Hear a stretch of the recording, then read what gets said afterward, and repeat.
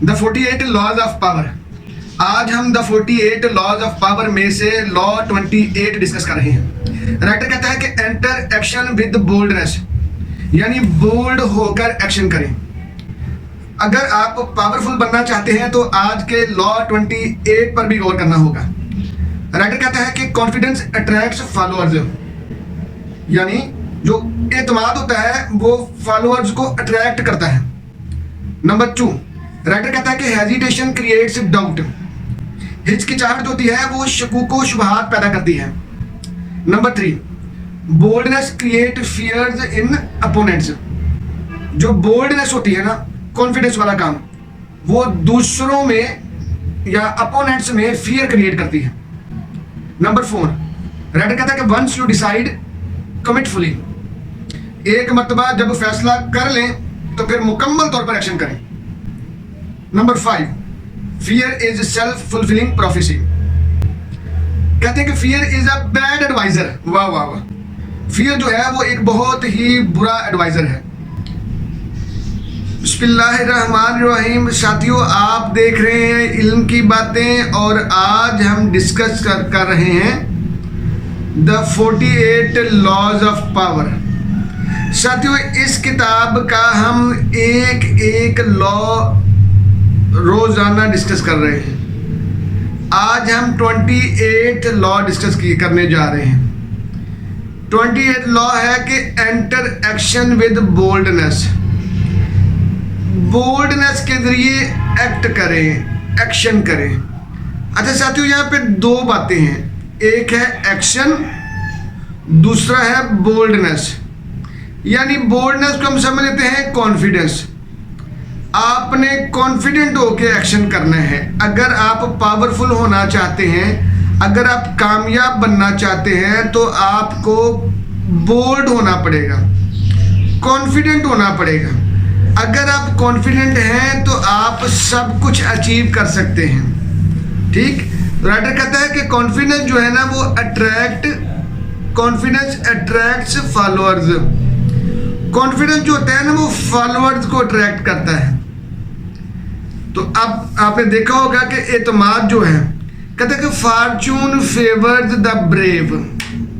Greeks कहते रहे कि फॉर्चून फेवर्स द ब्रेव, किस्मत भी बहादुरों का साथ देती है। इसलिए बहादुर बने, बोल्ड बने। और हमारे यहाँ उर्दू में कहते हैं कि डर के आगे जीत है ना। तो डर के आगे जीत का मतलब है कि बोल्ड बनेंगे तो कॉन्फिडेंट रहेंगे, जीतते जाएंगे। तो बोल्ड होना जरूरी है। इसी तरह कहा यह जाता है कि विक्ट्री इज बियॉन्ड फियर, खौफ से आगे, डर से आगे जीत है ना। तो अब आगे एक अरबी कहावत भी ऐसी है। अरब कहावत कहते हैं कि अल खौफु यक्तुलु अक्सर मिन अस्सयूफ। हाय हाय, कहते fear kills more than swords. Fear जो डर है वो तलवार से ज्यादा खतरनाक है, तलवार से ज्यादा कत्ल करता है। तो इसलिए डर पे काबू पाएं और बोल्ड होते चले जाएं। देखो, जो लोग बोल्ड नहीं होते वो विक्ट्री तक नहीं पहुंच पाते, वो तरक्की नहीं कर पाते, वो खुशहाली की तरफ नहीं आ सकते। जितने भी लोग आपको तरक्की करते हुए नजर आ रहे हैं उनमें एक खूबी पाई जाती है कि वो बोल्ड होते हैं, वो कॉन्फिडेंट होते हैं, वो अपने काम के बारे में रिस्क लेने वाले होते हैं। जो बंदा जिस फील्ड में भी कामयाब है, इसका मतलब है कि उस फील्ड में वो कॉन्फिडेंट है, वो बोल्ड है, वो कॉन्फिडेंस का मुजाहरा करता है। अगर कॉन्फिडेंस का मुजाहरा करेगा तो वो कामयाब होगा। सिंपल सी बात है। ठीक, तो राइटर वो कहते हैं कि हमारे यहाँ एक है ना बड़ी अजीब तरह की मिसाल कि अगर शेर के कछार में उतरना नहीं आता ना तो फिर आप शेर का या शेर के बच्चों का शिकार नहीं कर सकते, फिर उनको पकड़ नहीं सकते हो। यानी if you don't enter the tiger's den you won't catch the cubs. अगर आप उसके डेन में उतर ही नहीं सकते हैं, कछार में उतर ही नहीं सकते हैं, तो फिर शिकार काहे का। ठीक है, फिर काहे कि आपकी कामयाबी। तो सबसे जरूरी काम है बोल्डनेस। जर्मन जर्मन बड़ी कमाल। जर्मन आपको पता है कि जर्मनी जो है सेकेंड वर्ल्ड वार में बिल्कुल टूट फूट गया, बिल्कुल खत्म हो गया। ठीक है, तो उन्होंने कहा कि who does not dare does not win.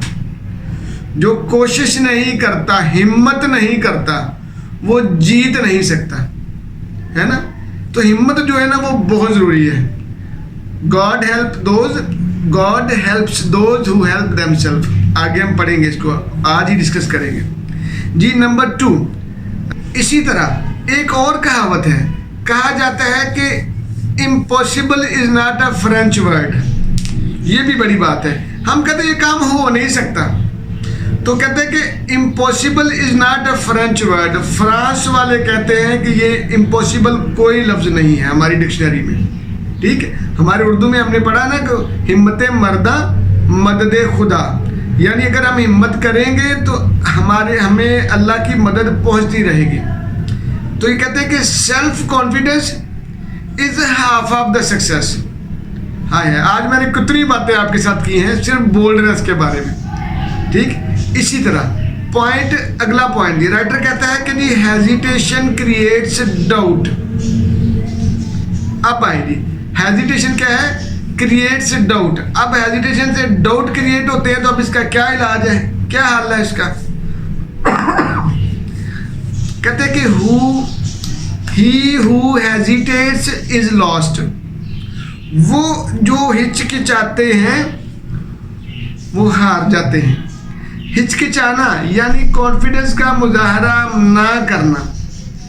जो लोग हिचकिचाते हैं इसका मतलब है वो कॉन्फिडेंट नहीं होते। जो लोग कॉन्फिडेंट नहीं होते इसका मतलब है कि वो शकूक और शुबहात में फंसे हुए हैं। जो शकूक और शुबहात में होते हैं वो फंसे रहते हैं, वो फेलियर की तरफ जाते हैं, क्योंकि अपॉर्चुनिटीज वो वेट नहीं ना करती। वो कहते हैं ना, अपॉर्चुनिटीज डोंट वेट। अपॉर्चुनिटी तो किसी का वेट नहीं करती ना। अगर आप सोए हुए हैं, अगर आप ढीले डाले हैं, अगर आप बड़े आराम से बैठे हुए हैं, तो क्या अपॉर्चुनिटी आपका वेट करेगी? नहीं करेगी। अपॉर्चुनिटी यानी time and tide waits for none.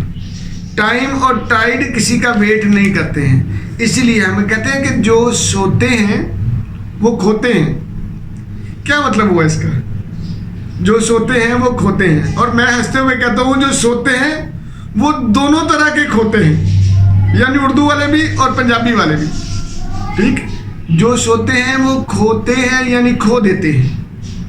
यानी जो इग्नोरेंस का मुजाहरा करते हैं, जो हेजिटेशन का मुजाहरा करते हैं, जो लैक ऑफ कॉन्फिडेंस का मुजाहरा करते हैं, जो ढीले डाले हैं, ठीक है, जो कॉन्फिडेंस शो नहीं करते हैं, जो सोए रहते हैं, बेदार ही नहीं होते, हिम्मत ही नहीं करते, कोशिश ही नहीं करते, ढीले डाले से हैं।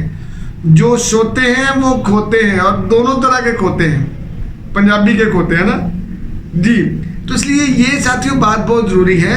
वो कहते हैं कि इन अल्लाह, सूरह रात का है ना, इन अल्लाह ला युगिरो मा बेकौम, बेशक अल्लाह ताला उस कौम की हालत को नहीं बदलता है, हत्ता जब तक के, हत्ता के युगय्यिरु मा बि अनफुसिहिम, कि वो चेंज करें जो उनके अंदर पाया जाता है। यानी जो डर है उसको चेंज कर दें और कॉन्फिडेंस ले लें।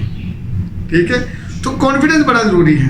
हमने किसी जगह पे ये बयान किया हुआ है कि अगर यानी इंतहाई ज़्यादा मेहनत, सख्त हार्डवर्क और low self confidence is the key to failure. यानी आला दर्जे का हार्डवर्क करना और लो कॉन्फिडेंस दिखाना इज अ की टू फेलियर। ये नाकामी की एक बहुत बड़ी वजह है, या सबसे पहली वजह है। तो इसलिए साथियों ये बहुत ज़रूरी है, अपने आप को कॉन्फिडेंट बनाएं। और इसका बड़ा आसान हल है हमारी ज़िंदगी का। हम कहते हैं कि 30-40 साल का एक ही जुमला अगर आपने लेना है ना, practice makes a man perfect. हर काम प्रैक्टिस से बेहतर होता है। हर काम के लिए प्रैक्टिस चाहिए होती है। कोई बंदा भी ऊपर से सिखा के नहीं आया होता।